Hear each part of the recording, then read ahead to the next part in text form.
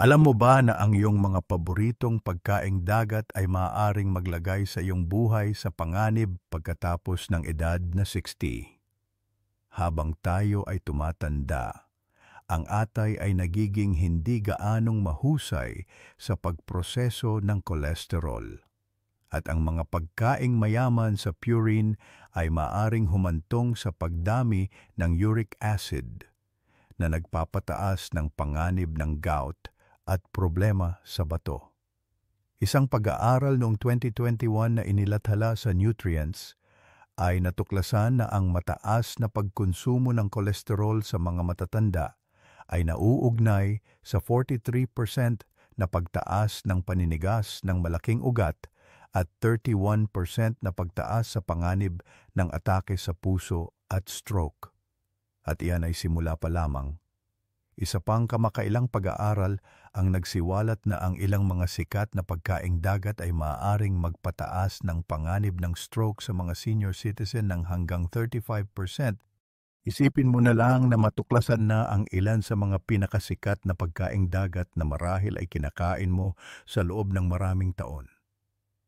Sa paniniwalang ito ay mabuti para sa iyo, ay tahimik na sinisira ang iyong kalusugan mula sa loob. Pinag-uusapan natin ang tungkol sa walang tigil na pananakit ng kasukasuan, papataas na kolesterol, pinabilis na pagtanda, at matinding pagkapagod. Ngunit heto ang nakakagulat, ayaw ng pandaigdigang industriya ng pagkaing dagat na malaman mo ito.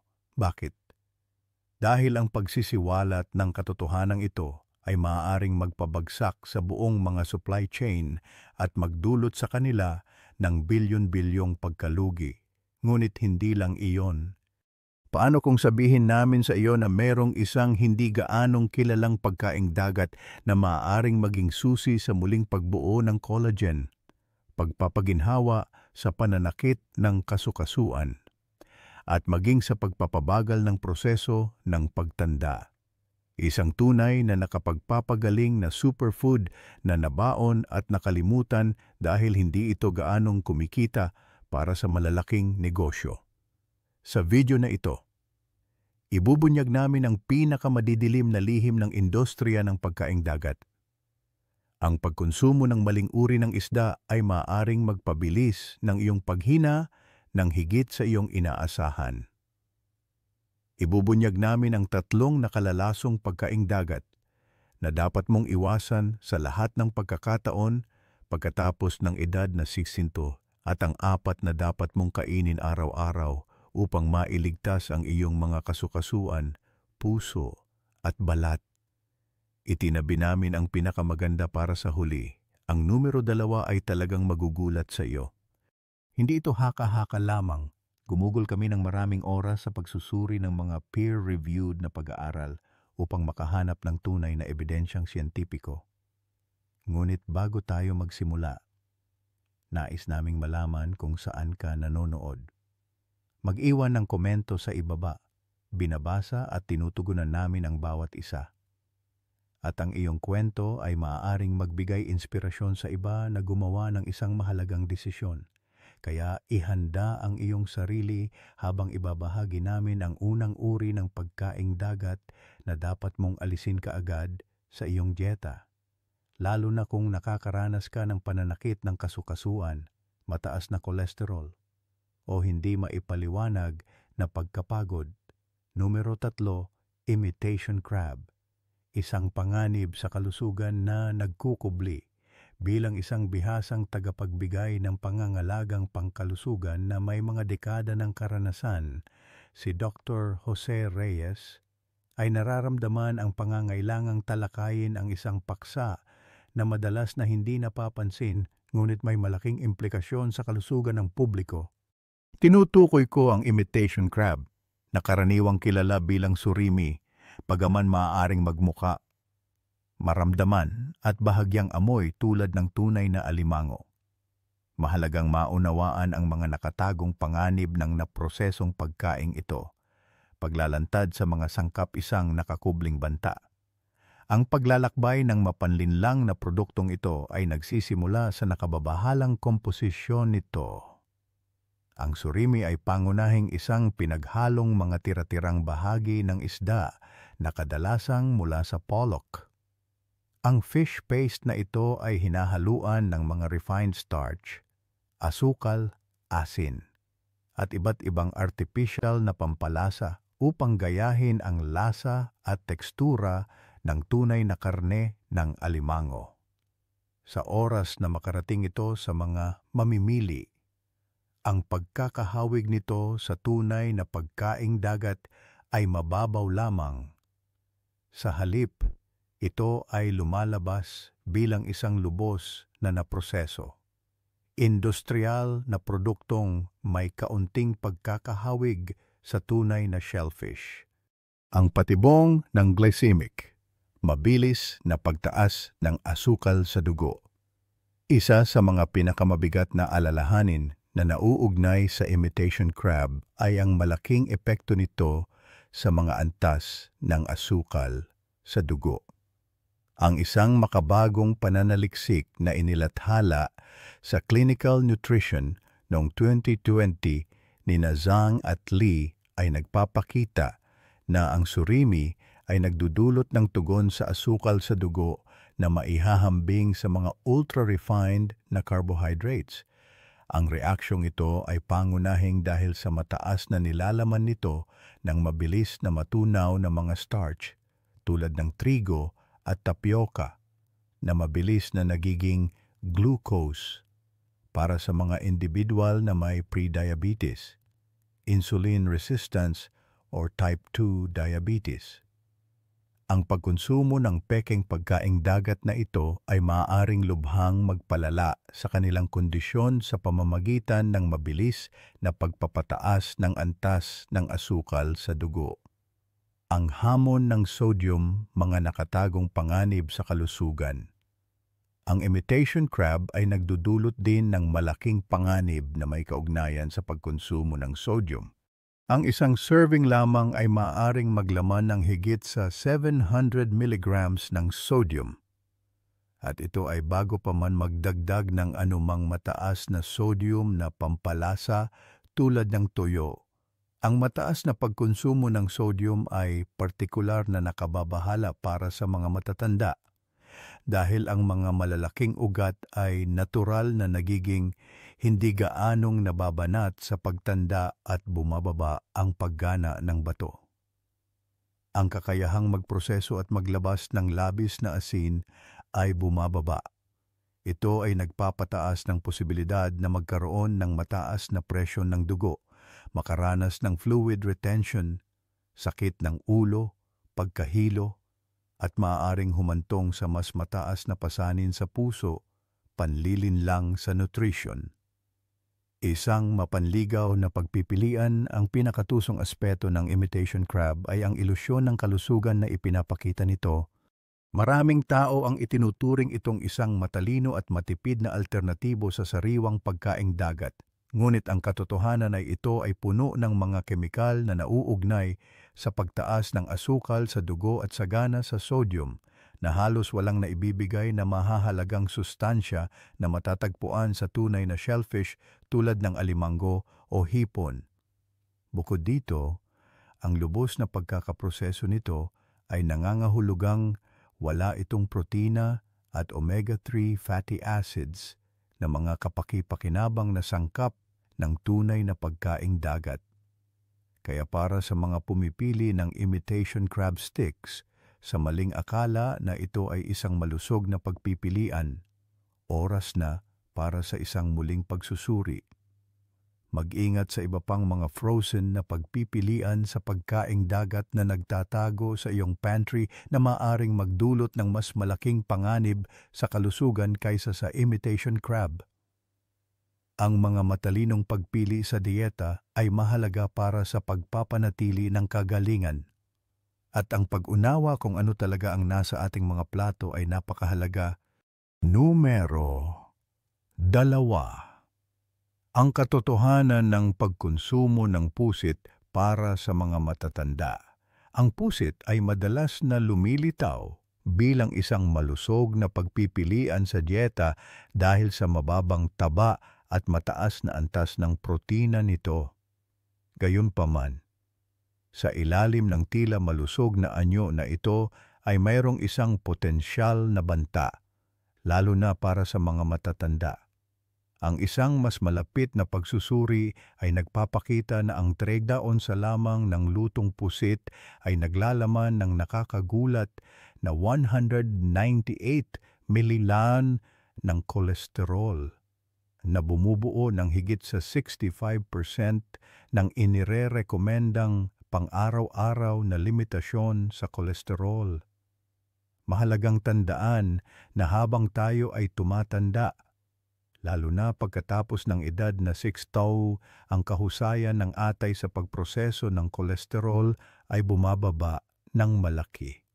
Ang pagbabang ito sa kakayahan sa pagproseso ay nangangahulugan na ang mga pagkaing mayaman sa kolesterol ay maaring magpataas ng mga antas ng kolesterol sa dugo ng mas makabuluhan, na maaring maging particular na mapanganib.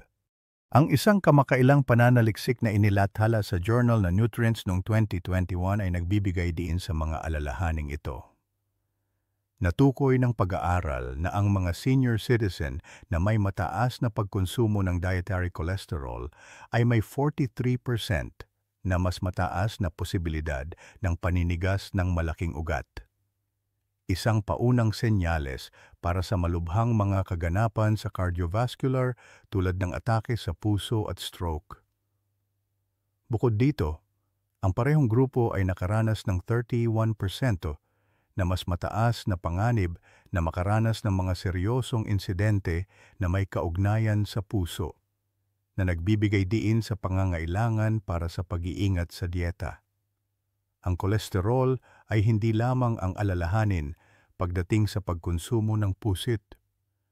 Ang pusit ay mayaman sa mga purine, mga compound na nagiging uric acid sa loob ng katawan.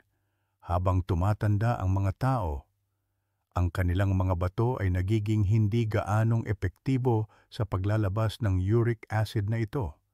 Ang labid na acid ay maring mag-crystal sa loob ng mga kasukasuan na humahantong sa matinding sakit ng gout. Isang pag-aral na inilathala sa Journal of Gerontology ang nagpapakita na ang mga matatanda na kumukonsumo ng mga pagkaing dagat na mayaman sa purine tulad ng pusit ng higit sa 2 beses sa isang linggo ay may 54% na mas mataas na panganib na magkaroon ng talamak na pamamaga ng kasukasuan sa loob lamang ng 2 taon. Kung ikaw ay kumukonsumo ng pusit sa ilalim ng impresyon na ito ay isang mas magaan na alternatibo sa pagkaing dagat, oras na upang muling isaalang-alang, lalo na kung meron kang mga kondisyon tulad ng mataas na presyo ng dugo, mataas na kolesterol o kahit na banayad na arthritis. Para sa populasyon ng senior citizen, ang pusit ay hindi lamang isang mahinang pagpipilian sa dieta.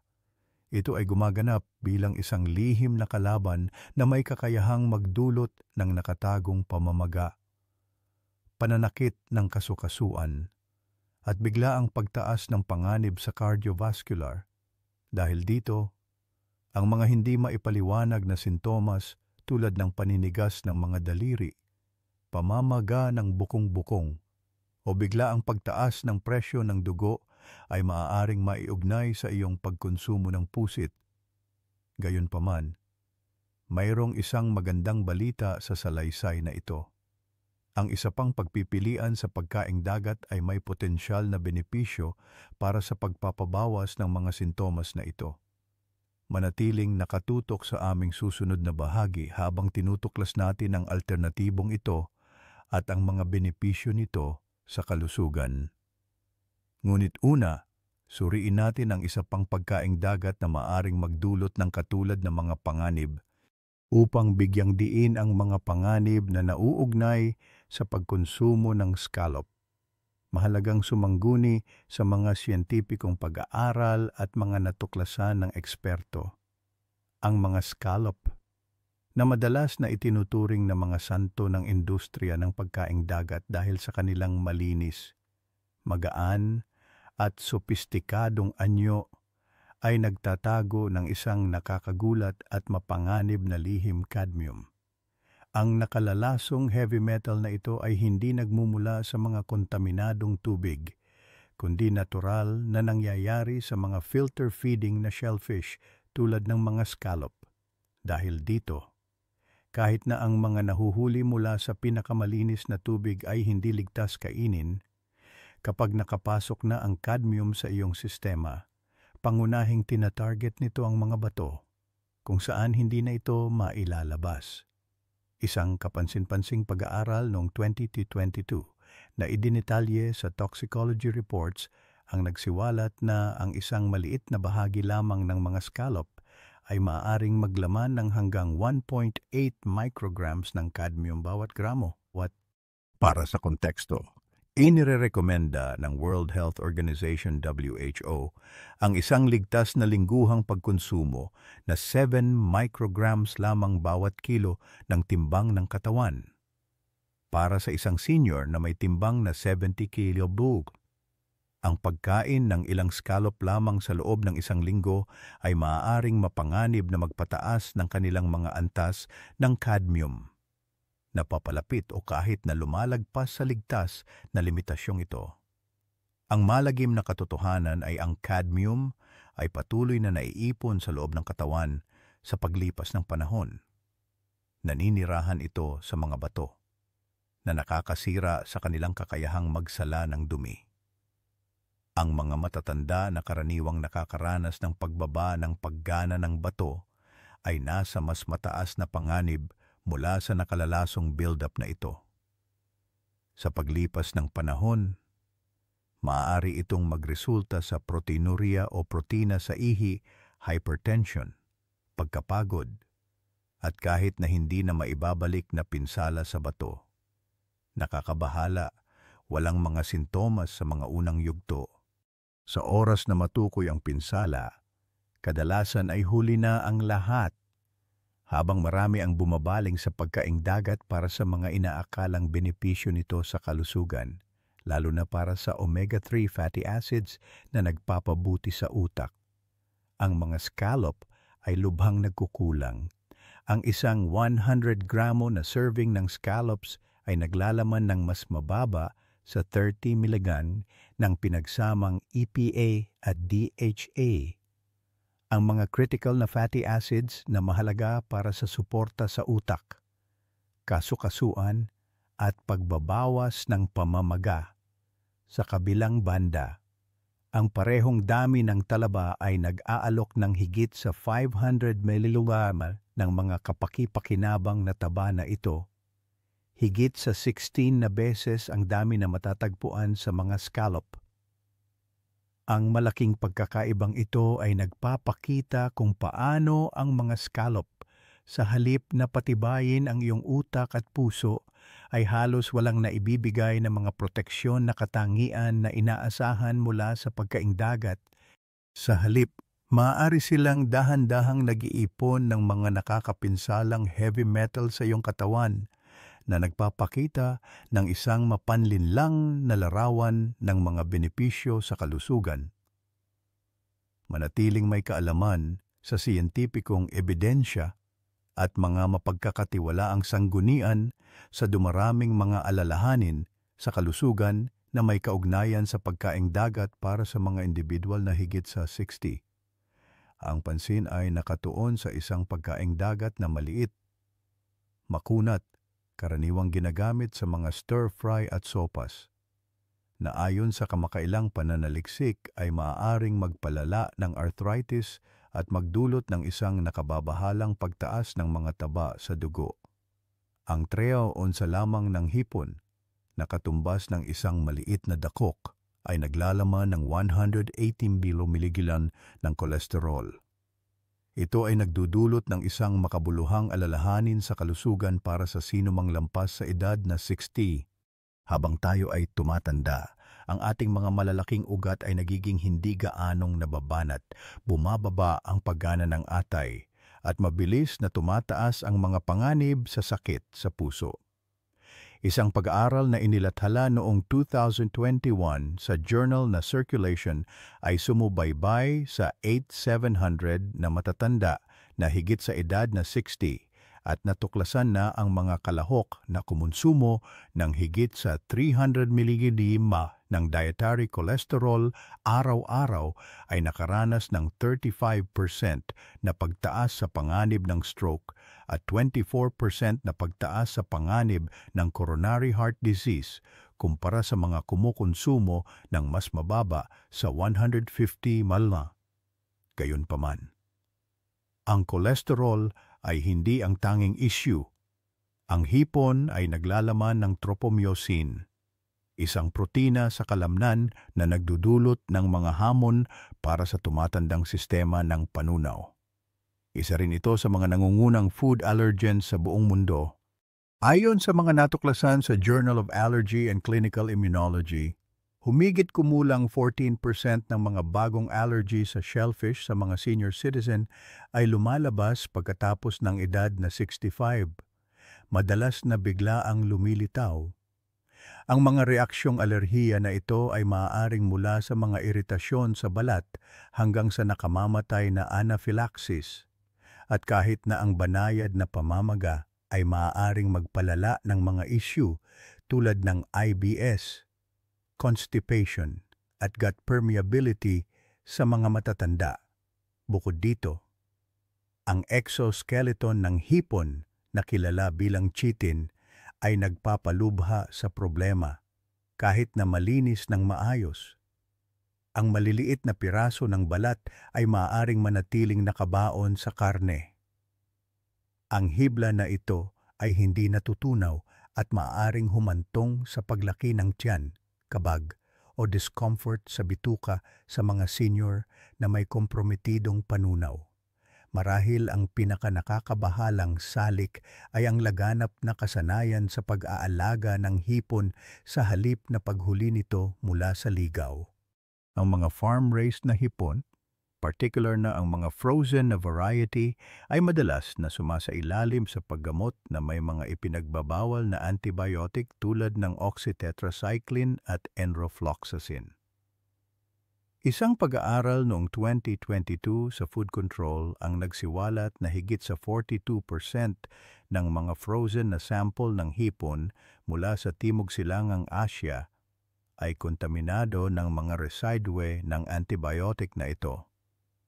Ang matagal na pagkakalantad sa mga antibiotic na ito ay maaaring makagambala sa gut flora, humantong sa antibiotic resistance, at negatibong makaapekto sa kalusugan ng metabolismo, lalo na sa mga matatanda. Para sa mga nag-akala na ang hipon ay isang malusog at payat na pinagmumulan ng protina, mahalagang muling suriin ang lugar nito sa kanilang dieta, partikular para sa mga tumatanda. Ang hipon ay isang nakatagong patibong napakataas na kolesterol, mga protina na nagtitrigger ng allergy, mga hindi natutunaw na particle ng balat, mga nakalalasong residue ng antibiotic. Hindi nakapagtataka na nangunguna ang hipon sa listahan ng mga pagkaing dagat na dapat iwasan pagkatapos ng edad na 60, ngunit huwag mag-alala. Mayroong kabilang panig na darating. Narito ang 4 na uri ng pagkaing dagat na particular na kapaki-pakinabang para sa mga senior citizen. Kasama dito ang isa na napatunayang klinikal na nag-aayos ng cartilage, nagpapaginhawa sa pananakit ng kasukasuan at lumalaban sa pamamaga na nauugnay sa pagtanda. Patuloy na magbasa dahil hindi mo gugustuhing makaligtaan ang impormasyong ito. Numero 4, green-lipped mussels. Ang green-lipped mussels, isang medyo hindi kilalang shellfish na katutubong sa New Zealand, ay gumagawa ng ingay sa larangan ng natural na pamamahala sa sakit. Ang mga kahanga-hangang tahong na ito ay hindi lamang isa pang mapagkukunan ng omega-3 fatty acids. Natatangi silang naglalaman ng isang pambihirang fatty acid na tinatawag na eicosapentaenoic acid o ETA. na mas epektibo pa kaysa sa kilalang EPA o DHA na matatagpuan sa ordinaryong langis ng isda. Ang mahalagang salik ay nakasalalay sa kakayahan ng ETA na pigilan ang isang enzyme na kilala bilang 5-lipoxygenase, isang pangunahing sanhi ng pamamaga, paninigas, at pamamaga sa mga kasukasuan. Ang particular na katangiang ito ay ginagawang particular na epektibo ang green-lipped mussels sa pagpapaginhawa ng discomfort sa tuhod at balakang, lalo na sa mga matatanda na nakikitungo sa mga hamon sa paggalaw na may kaugnayan sa edad. Upang bigyang diin ang kanilang pagiging epektibo, isang pag-aaral noong 2020 na inilathala sa Journal na Nutrients ang nag-highlight na ang mga senior na nagsama ng green-lipped mussel extract sa kanilang pang-araw-araw na regimen sa loob ng 2 linggo ay nakaranas ng isang kahangahangang 42% na pagbawas sa pananakit ng kasukasuan at isang 35% na pagpapabuti sa pisikal na aktibidad. Ngunit ang kanilang mga benepisyo ay higit pa sa lunas sa kasukasuan. Ang mga tahong na ito ay puno ng mahahalagang mineral tulad ng zinc, selenium, iron at iodine, mga sustansya na lalong nagiging mahirap maabsorb habang ikaw ay tumatanda, lalo na kung ikaw ay nahaharap sa mga issue sa thyroid, patuloy na pagkapagod o isang mabagal na metabolismo. Para sa pinakamainam na resulta, lutuin sila ng dahan-dahan na may bawang, perehil at limon na tumutulong na mapanatili ang kanilang malakas na anti-inflammatory properties. Ang lasa ay nag-aalok ng isang kasiyasyang combination ng tamis at pagiging makalupa na nagbibigay ng isang mas kaaya-ayang karanasan kaysa sa pag-inom lamang ng isa pang tableta ng suplemento bago magpatuloy.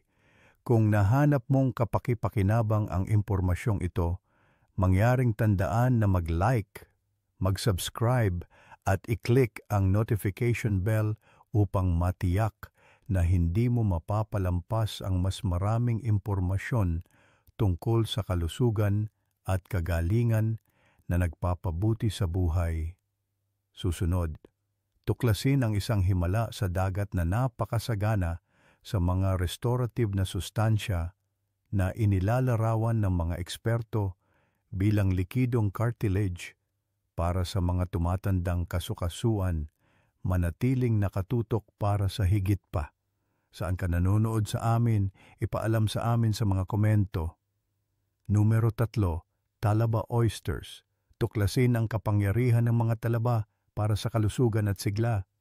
Kung ikaw ay nakikipaglaban sa pagkapagod, pagnipis ng buhok, marupok na mga kuko, o mabagal na paggaling, ang mga talaba ay maaaring ang sikretong solusyon na hinahanap ng iyong katawan. Ang mga abang shellfish na ito ay tulad ng mga multivitamin ng kalikasan na kinuha diretso mula sa karagatan na nag-aalok ng ilan sa mga pinakamadaling maabsorb na sustansya na lubhang kailangan ng isang tumatandang katawan. Zinc ang mahalagang sustansya. Upang magsimula, ang mga talaba ay isang hindi kapani-paniwalang mapagkukunan ng zinc at hindi sa maliliit na halaga. Ang pagkain ng 2 katamtamang laking talaba ay maaaring magbigay sa iyo ng higit sa 100% ng iyong pang-araw-araw na pangangailangan sa zinc. Ito ay mahalaga dahil sinusuportahan ng zinc ang ating immune system. Tumutulong sa paggaling ng sugat, nagtataguyod ng hormonal balance, at tumutulong na panatilihing matalas ang ating isipan. Lahat ng mga elemento na may tendensyang bumaba habang tayo ay tumatanda. Gayunpaman, mayroong isang nakababahalang salik na dapat isaalang-alang habang tayo ay tumatanda. Ang ating kakayahang mag-absorb ng zinc ay bumababa ng malaki at ang isang kakulangan ay madalas na hindi napapansin. Ayon sa pananaliksik na inilathala sa American Journal of Clinical Nutrition, isang nakakagulat na 40% ng mga individual na higit sa edad na 60 ay kulang sa sapat na zinc na hindi alam ang kakulangan. Ang kakulangan na ito ay ginagawa silang mas madaling kapitan sa mga impeksyon, mahinang paggaling ng balat, at kahit na pagbaba ng panlasa at pangamoy. Ang B12 boost. Ang zinc ay simula pa lamang ng kung ano ang inaalok ng mga talaba. Sila ay mayaman din sa bitamina B12, isang mahalagang sustansya para sa pagprotekta sa mga nerbiyos at pagsuporta sa metabolismo ng enerhiya. Nakakagulat. Pagkatapos ng edad na 60, ang mga antas ng B12 ay nagsisimulang bumaba na humahantong sa mga sintomas tulad ng pagkapagod at mga isyu sa memorya. Sa isang pag-aaral noong 2021 sa Journal of Nutrition and Healthy Aging, ang natuklasan na ang mga senior na may mababang antas ng B12 ay 73% na mas madaling kapitan sa paghina ng pag-iisip. Upang labanan ito, ang pagkain ng 3 unsa lamang ng talaba ay nagbibigay ng mas maraming B12 kaysa sa isang buong steak. Mahalagang mineral selenium at copper. Ngunit hindi lang iyon. Ang mga talaba ay puno ng selenium, isang mineral na nagsisilbing panangga para sa iyong thyroid at mga panlaban sa immune, na tumutulong na pamahalaan ang pamamaga at mapanatili ang hormonal balance. At meron ding tanso, isang mineral na madalas na hindi napapansin ng mga senior, ngunit mahalaga para sa produksyon ng collagen, kalusugan ng buto, at pagbuo ng mga pulang selula ng dugo. Isang makapangyarihang lihim sa dagat ang darating pa. At ngayon maghanda upang malaman ang tungkol sa isang marine superfood na mas malakas pa kaysa sa mga talaba, na tradisyonal na ginagamit sa loob ng maraming siglo sa natural na medisina. Kinukumpirma ng mga kamakailang siyentipikong pag-aaral ang kakayahan nitong magpabata ng mga kasukasuan, magpagaling ng sistema ng panunaw, maglagay muli ng collagen, at magpakalma ng pamamaga ng epektibo at sa loob lamang ng ilang linggo. Nakakagulat, hindi ito isang isda. At maraming mga senior ang hindi pa nakarinig nito, manatiling nakatutok habang inilalantad ng agham ang himalang ito sa pamamagitan ng pagsasama ng mga talaba sa iyong dieta. Maaari mong matuklasan ang isang kayamanan ng mga benepisyo sa kalusugan na maaaring makatulong na mapanatili ang iyong sigla at mapabuti ang iyong kalidad ng buhay habang ikaw ay tumatanda. Numero 2. Ang game changer. Ang pinakamalakas na pagkain sa dagat para sa pag-aayos ng katawan para sa mga higit sa 60. At hindi ito ang iniisip mo, hindi ito isda, hipon o kahit na talaba. Ano ito? Ito ay isang halaman sa dagat na sa wakas ay tumatanggap ng pagkilala na nararapat dito, sea moss, na kilala rin bilang Irish moss. Sa unang tingin, maaaring mukha lamang itong damong dagat, ngunit ito ay talagang isang nutritional powerhouse na naglalaman ng higit sa 90 trace minerals na kailangan ng iyong tumatandang katawan. Mula sa magnesium hanggang potassium, hanggang selenium, sulfur, at iron. Ang pinakamagandang bahagi, ito ay nasa isang bioavailable na anyo na tinitiyak na ang iyong katawan ay tunay na makaka-absorb at makakagamit nito. Hindi tulad ng maraming sintetikong suplemento na madalas na nasasayang. Ang sea moss ay lubos na nakapagbabago para sa mga senior dahil isa ito sa mga pinakamayamang pinagmumulan ng halaman ng mga sustansyang bumubuo ng collagen. Bagaman hindi ito direktang naglalaman ng collagen, puno ito ng vitamina C, sulfur at proline, ang mga eksaktong elemento na kailangan ng iyong katawan upang muling buuin ang collagen mula sa loob. Kapag lumampas ka na sa iyong ika-10 taon, bumababa ang iyong produksyon ng collagen na humahantong sa paglaylay ng balat, paninigas ng mga kasukasuan mo, mas matagal na paggaling ng mga sugat at pagbagal ng panunaw. Gayunpaman, hindi ito kailangang maging ganito. Isang pag-aaral noong 2022 na inilathala sa Marine Drugs ang nagsiwalat na ang mga senior na kumonsumo ng sea moss araw-araw ay nakaranas ng 37% na pagbuti sa paggalaw ng kasukasuan at 29% na pagpapabuti sa tuyong tumatandang balat. Lahat sa loob lamang ng 8 linggo at nang hindi umiinom ng kahit isang sintetikong tableta. Ngayon, pag-usapan natin ang iyong bituka. Gumagawa rin ng kababalaghan ang sea moss dito. Mayaman ito sa mucilage, isang nakapapawing pagod na gel-like fiber na bumubuo ng isang proteksyon na patong sa iyong mga bituka na tumutulong na mabawasan ang pamamaga, ayusin ang mga maliliit na butas sa bituka at magbigay ng sustansya sa mga kapaki-pakinabang na bakterya sa bituka. Ito ay humahantong sa pinabuting panunaw, mas malakas na kaligtasan sa sakit, at mas matalas na focus sa pag-iisip. Nakakaranas ng mga issue tulad ng constipation, acid reflux o hindi regular na gana sa pagkain.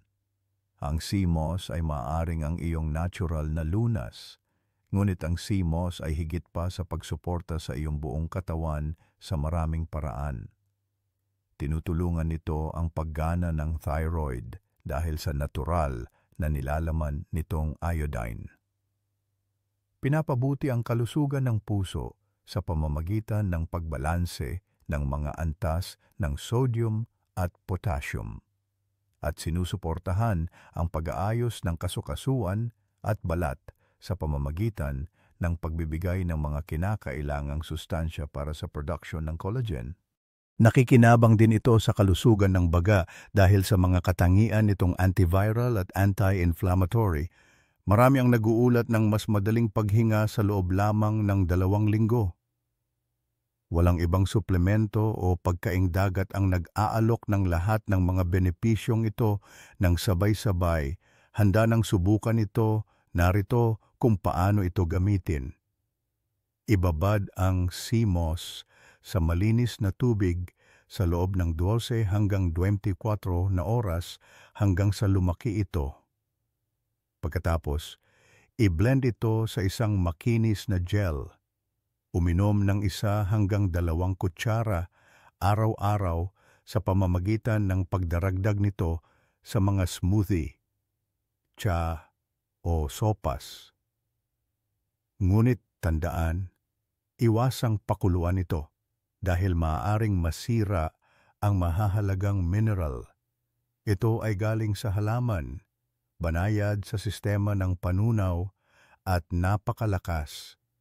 Kahit na ang pag-type ng isa, kung nagustuhan mo ang video ay malaking bagay na sa amin. Gusto naming marinig ang iyong mga saloobin tungkol sa aming mga video at aming channel. Kahit 1 kutsarita lang sa isang araw ay maaaring magdulot ng mga kapansin-pansing pagpapabuti sa iyong mga antas ng enerhiya, kalusugan ng balat, panunaw, at paggalaw.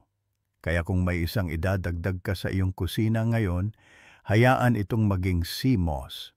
Hindi ito magarbo, hindi uso, ngunit walang alinlangan na isa ito sa mga pinakakompletong nakapagpapagaling at restorative na pagkain na magagamit. Numero isa, sea cucumber. Ang sea cucumber ay puno ng mga natural na compound na katulad ng collagen at mga anti-inflammatory na sustansya na mahalaga para sa tumatandang katawan. Ang mga epekto ay kapansin-pansin. Ayon sa isang pag-aaral na inilathala sa International Journal of Molecular Sciences, Ang pagkonsumo ng sea cucumber extract araw-araw ay nakabawas ng pananakit ng kasukasuan ng 35% at kapansin-pansing nagpabuti ng flexibility sa loob lamang ng 12 linggo.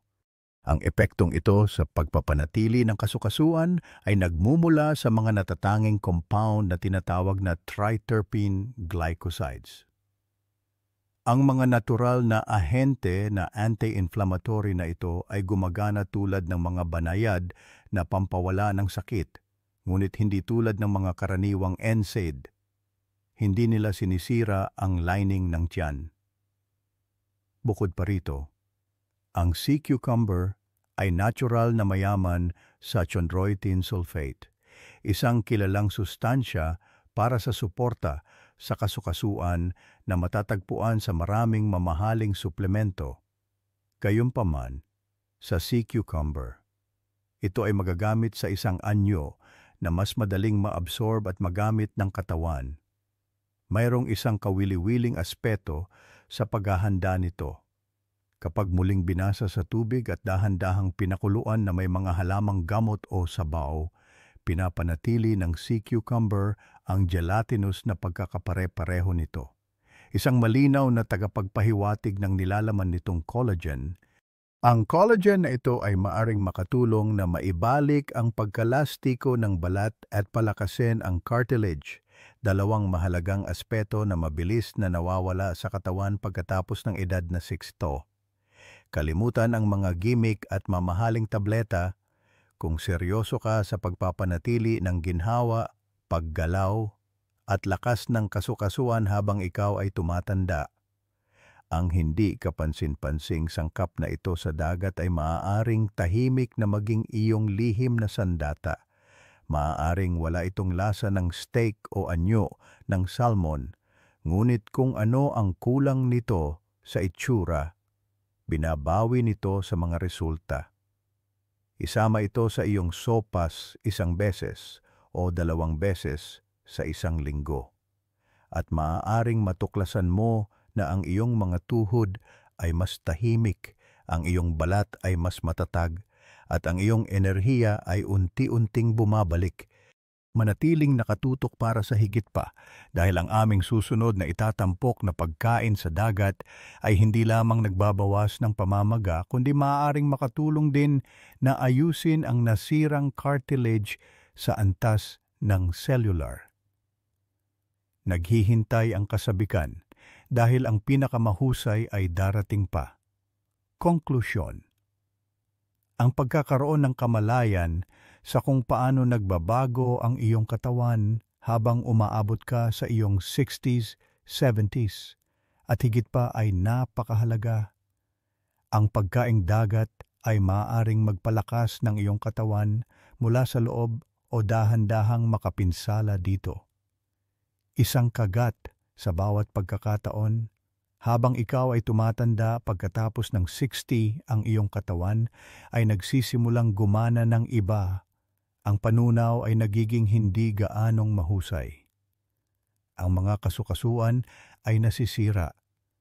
Ang paggaling ay nangangailangan ng mas maraming oras. At bawat pagkain na iyong kinakain ay nagsisilbing isang ahente ng pagpapagaling o isang potensyal na pagkakamali. Bago ka mag-scroll pa, isaalang-alang na panoorin itong muli kung kinakailangan. Kung meron kang isang taong pinapahalagahan na kumakain pa rin ng hipon sa pag-aakalang ito ay isang malusog at magaan na pagpipilian. Ibahagi ang impormasyong ito sa kanila. Maaari nilang maiwasan ang mga taon ng hindi napapansing pagdurusa. Nais naming malaman kung aling pagkaing dagat ang pinaka-nagulat sa iyo ngayon. Nasubukan mo na ba ang sea moss? At may napansin ka bang pagbabago? Ibahagi ang iyong mga saloobin sa mga komento. Kami ay nakatuon sa pagbabasa at pagtugon sa bawat isa. Kung nahanap mong mahalaga ito, tiyaking mag-subscribe. Kami ay nakatuon sa pagbibigay ng tunay, batay sa agham na mga tip sa kalusugan para sa mga senior bawat linggo. Patuloy na maging matatag, manatiling masigasig, gabay sa kalusugan. Alin sa mga gawin na ito ang pinakanagbigay inspirasyon sa iyo, mag-iwan ng komento at sabay-sabay tayong lumakas.